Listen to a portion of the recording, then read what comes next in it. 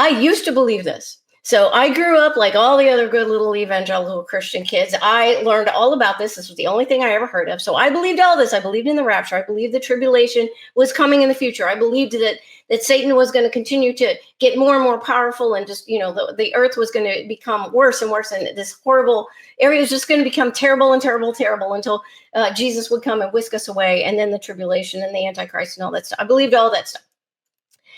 And because again, that's all that I ever taught, and all I ever heard, and it was taught like this is the only way of thinking, the only way that the Bible could be interpreted about the end times, until I started reading the Bible myself.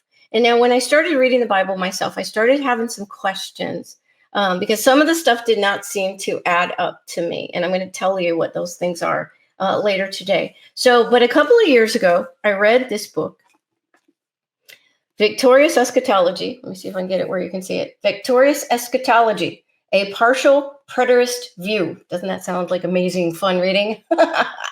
Victorious Eschatology, a partial preterist view by Dr. Harold Eberly and Dr. Martin Trench. This book completely changed the way that I think about the end times. Okay.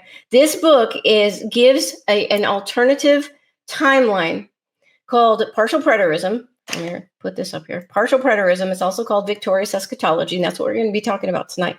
So this book changed my whole thinking about the end times. This book is a scholarly book. It's not fun adventure reading. So it is a very well documented, very biblically grounded, extremely exhaustively scripturally supported, compelling argument about this alternative timeline, partial preterism, victorious eschatology.